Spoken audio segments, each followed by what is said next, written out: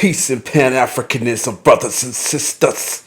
This is your boy, the Prince of Pan-Africanism.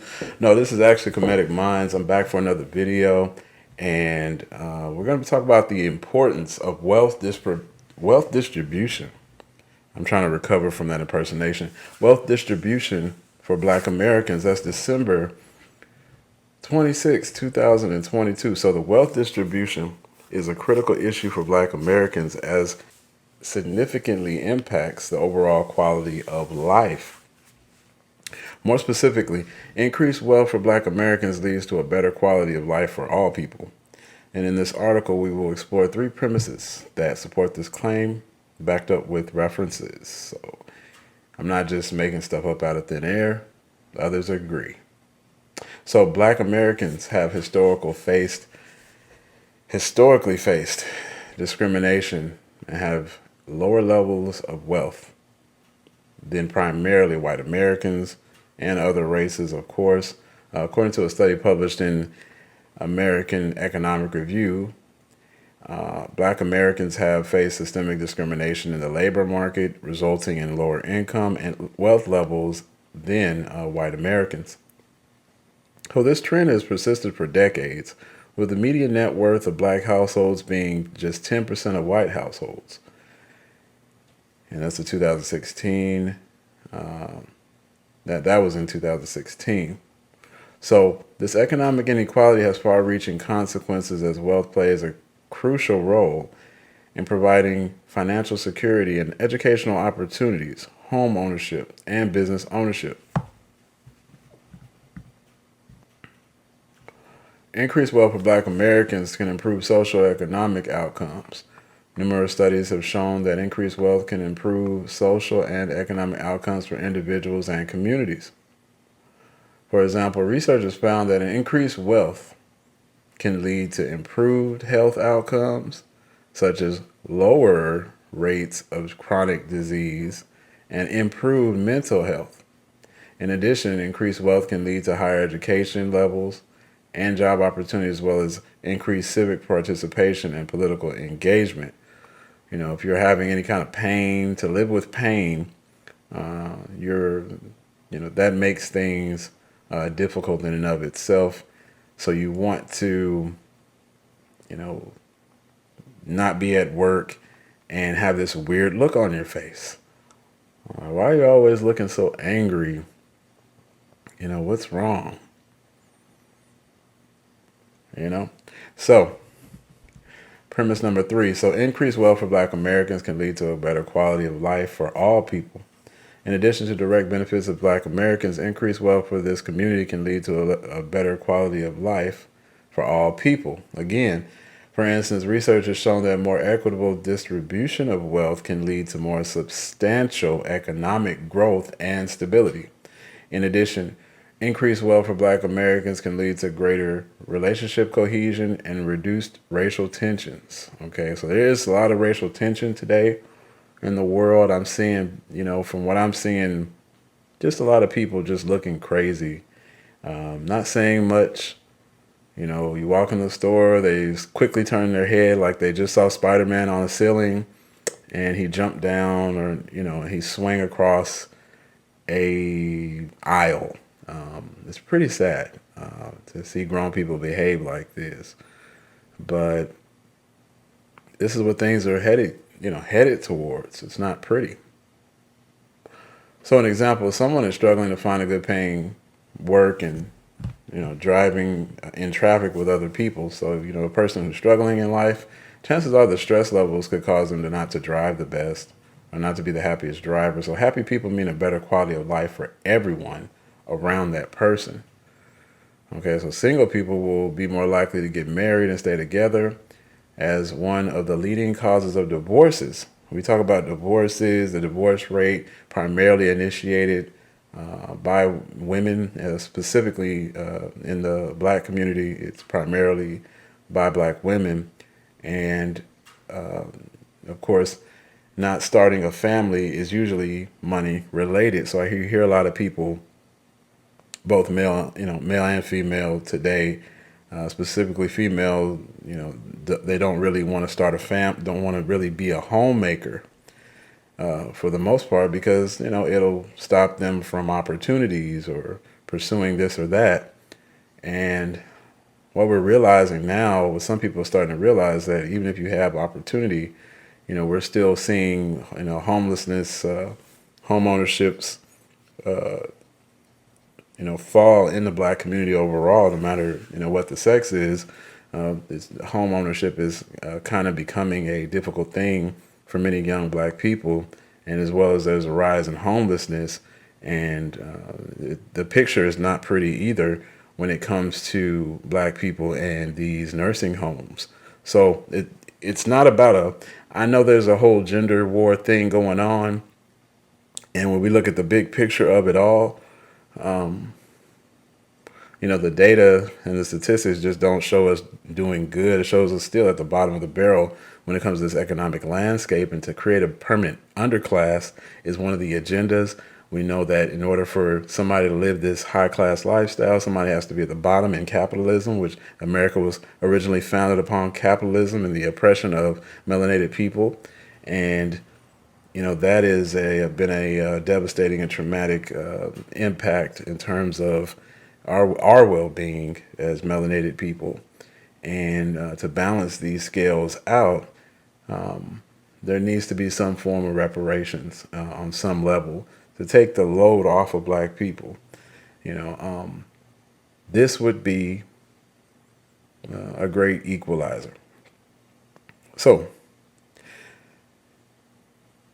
if couples have an abundance of money, this could lead to less arguments, divorces, and marriages.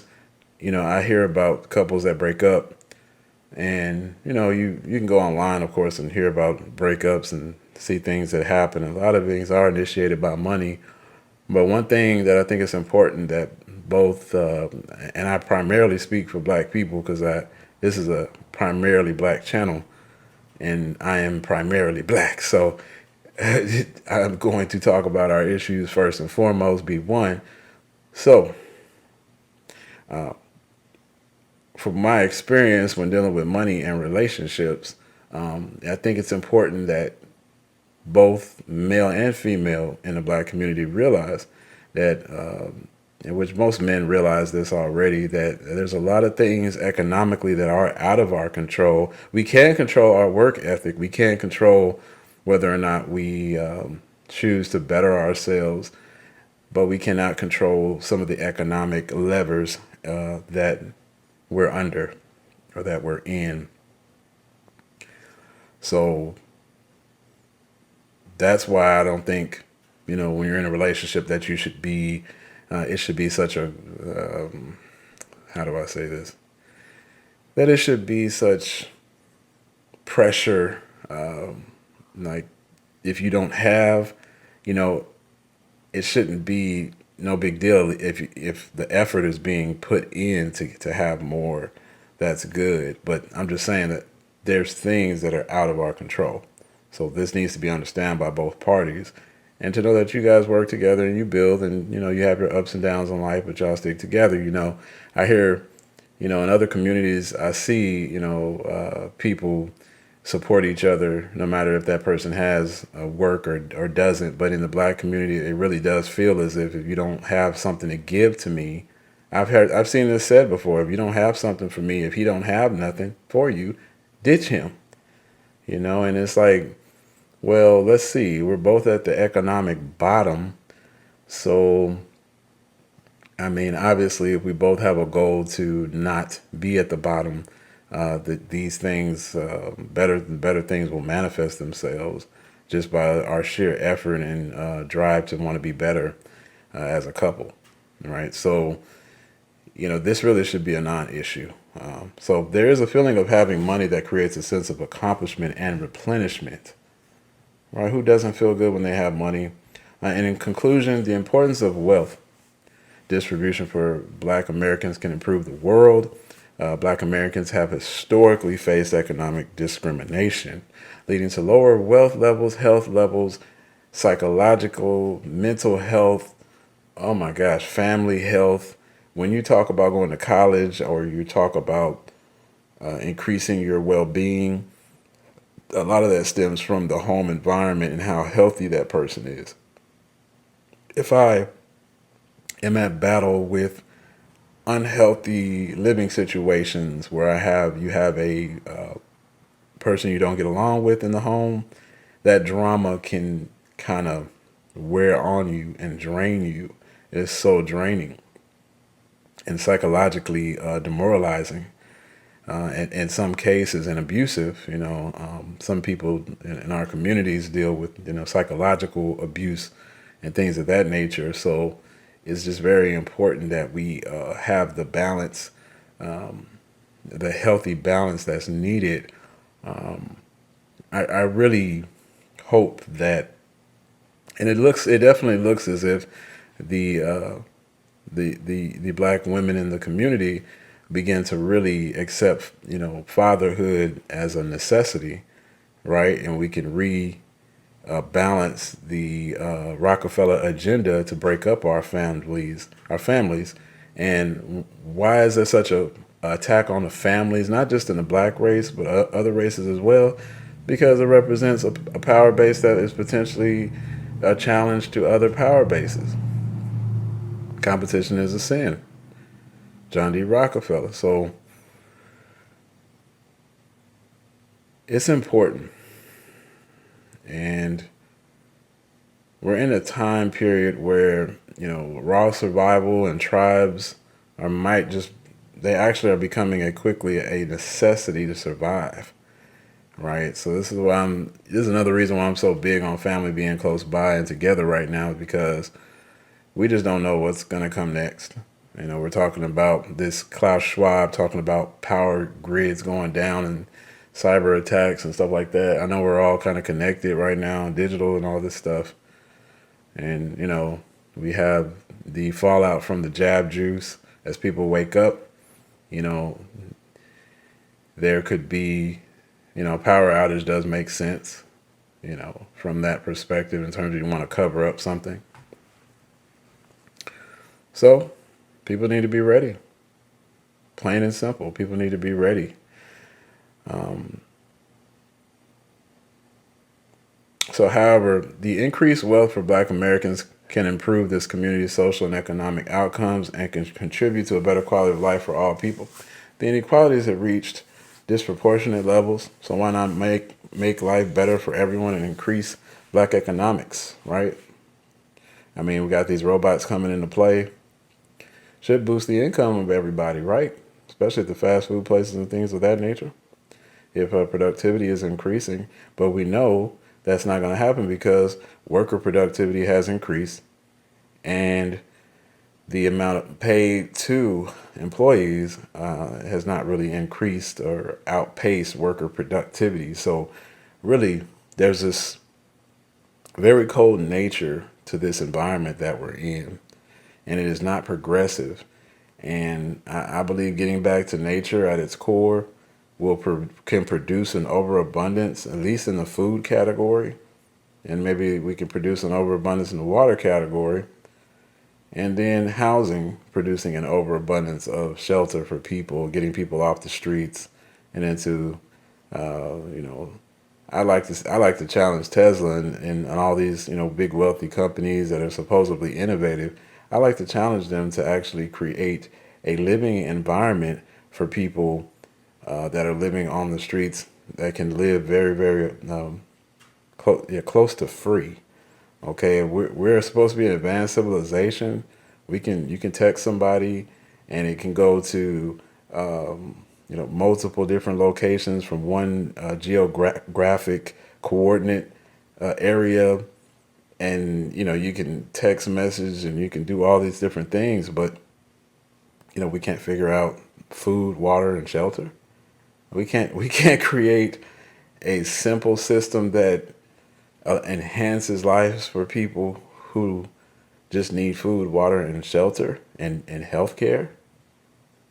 I challenge these people, man. I know that if the people unite, though, we create our own systems.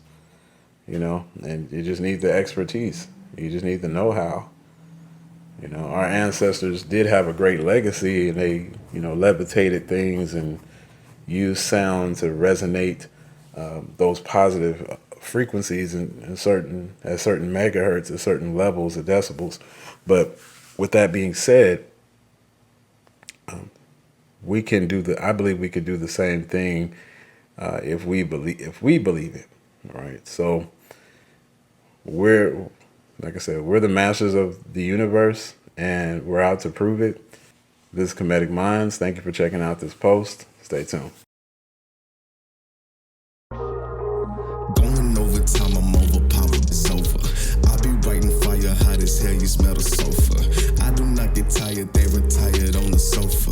Team of League of Sires, and we flying under no